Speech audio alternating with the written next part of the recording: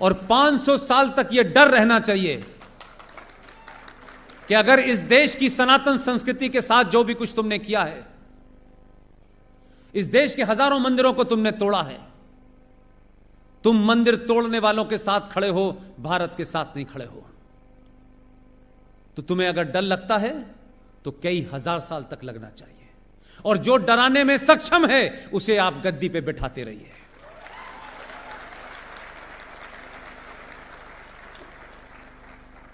लिहाजा 5 अगस्त और 6 अगस्त को भारत के नागरिक अगर इस बात से खुश हैं कि देश में सब कुछ ठीक हो गया है, असली चुनौती आपकी 6 अगस्त के बाद शुरू हुई है। जिन्होंने 1000 साल में नहीं सोचा था कि हमारी बनी बनाई पिछले 1000 साल का डर और सत्ता चली जाएगी, वो पूरी ताकत के साथ इस देश में पलटवार करेंगे। उसकी तैयारी जारी है। इस देश को गृह युद्ध की तरफ ढकेलने की तैयारी है।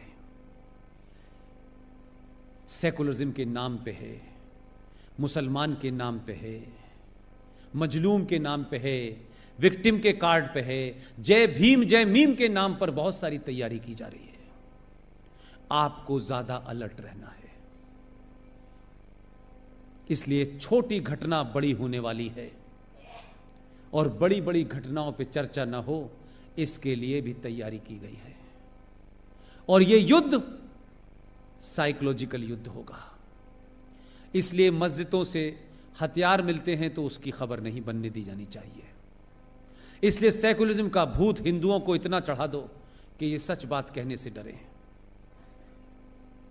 इसलिए आपको ज्यादा अलर्ट होना है।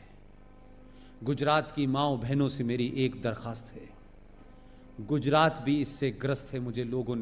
कई लोगों ने मुझसे आके इस बात के बारे में चिंता जाहिर की है। किसी एजेंडे के तहत जो काम बॉलीवुड ने शुरू किया था, जिस एजेंडे के तहत गुलशन कुमार की हत्या हुई थी, जिस एजेंडे के तहत हिंदुस्तान की फिल्मों से मंदिर भजन गायब हुए और मौला रे मौला शुरू हो गया, जिस एजेंडे के तहत हर कैरेक्टर में लड़की हिंदू है और लड़का मुसलमान है, हर एजेंडे के तहत इस्लाम को ग्लोरीफाई करने की कोशिश की जा रही है, और हिंदुओं को कास्ट और गंदे तमाम जो चीजें, जो पाखंड है, उसको ऐसे दर्शाया जा रहा है कि देखो हिंदू धर्म में कितनी खराबियां हैं।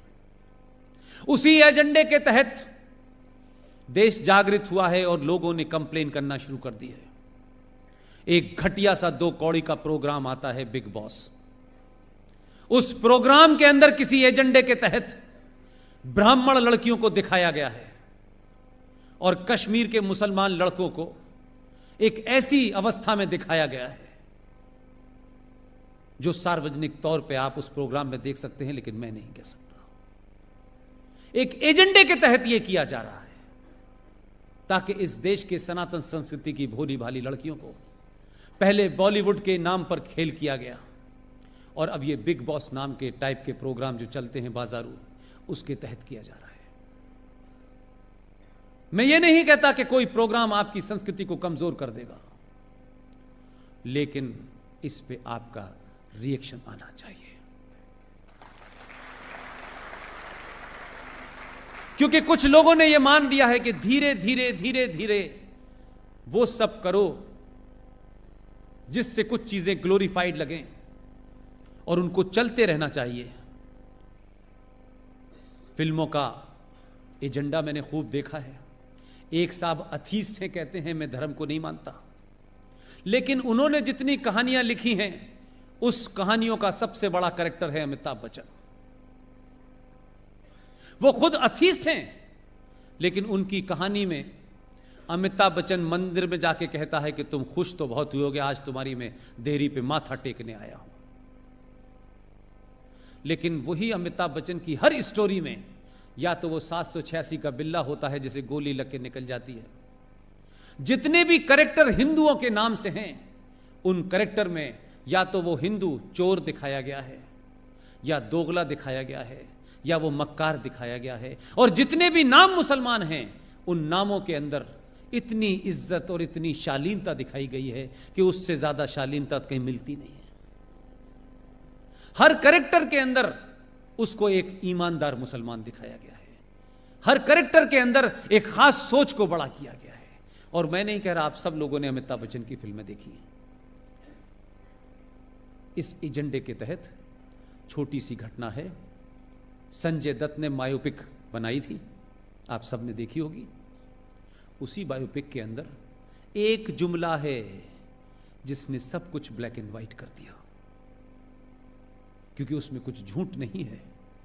संजय दत्त के पिताजी सुनील दत्त ने जब नरगिस से शादी करने का प्रपोजल रखा, आप जानते हैं उस वक्त के मुंबई का माफिया डॉन हाजी मस्तान ने फोन किया सुनील दत्त को और कहा कि तुम्हें किसने कहा है कि नरगिस से शादी करो, और उसको अपने उस अड्डे पे बुलाया। ये सच्ची घटना है। और उसने कहा कि मैं नरगिस को खुश रखूंगा, आप यकीन मानिए। इस देश में स्थिति आपकी ये थी कि आप किससे शादी करें, उसके लिए उस मुसलमान अगर माफिया डॉन है तो उसकी भी इजाजत लेनी पड़ेगी। और ली, पूरी जिंदगी उसने ईमानदारी से निभाया, लेकिन उसके लिए एक माफिया डॉन की परमिशन जरूरी थी।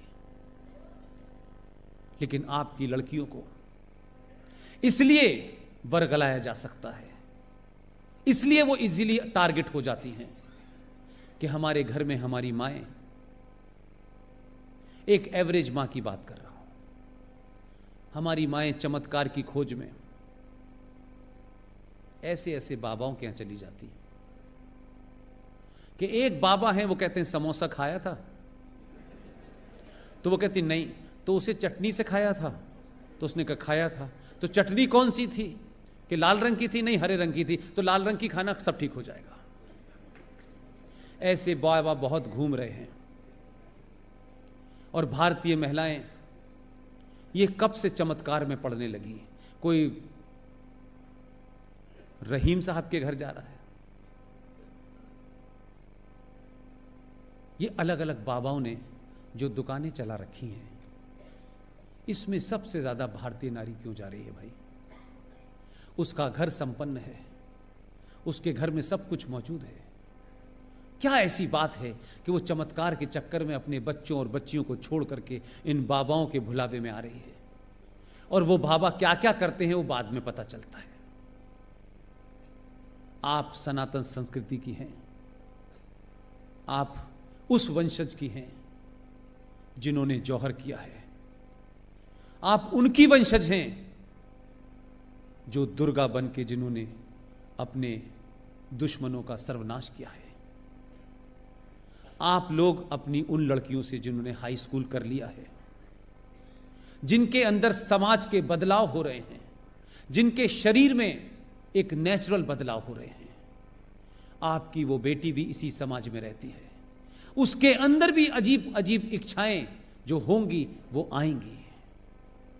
मेहरबानी करके बाबाओं के चंगुल में न जाएं, अपनी 10वीं क्लास की लड़की को अपना दोस्त समझ के उसके मन मस्तिष्क में होने वाले बहुत सारे कोतूहल को शांत करें, उसको बताएं। दोस्त बन के रहेंगी तो वो अपने मन की बहुत बातें आपसे करेगी। अगर आप सिर्फ मां बन के रहेंगी तो अपनी बात नहीं बताएगी। और इस शहर में बहुत सारे शिकारी घूम रहे हैं जो कलेवा पहन करके लड़कियों के स्कूल के बाहर घूमते हैं और उनको अपने चुंगल में फंसाते हैं। और उसके बाद क्योंकि आपके पास समय नहीं है अपनी बात सुनाने का और सुनने का, वो अपनी बात अपने मन की किसी ऐसे आदमी से कह देती है, किसी भरोसे में कह देती है कि उसको ये पता नहीं चलता है कि मैं धीरे धीरे एक ट्रैप में फंसने जा रही हूँ। और जब तक उसे ध्यान आता है तब तक जिंदगी बर्बाद हो चुकी होती है। आप तमाम माएँ बहनें अपने उन बच्चों के साथ बैठें, उनसे बात करें। और सोना पहनने का भारतीय नारी को बहुत शौक है। सोना पहन करके सड़क पे चलेंगी, हजारों लुटेरे भूखे नंगे घूम रहे हैं, जो आपकी एक सोने की चैन छीनने के चक्कर में आपकी जान जा सकती है। सोना पहन के किसी को नहीं दिखाना है। सोना आपके घर के बुरे वक्त के लिए रखा हो, उसे बक्से में रख दीजिए। कुछ सालों के लिए सिर्फ लोहा पहनिए, समस्याएं सॉल्व हो जाएंगी।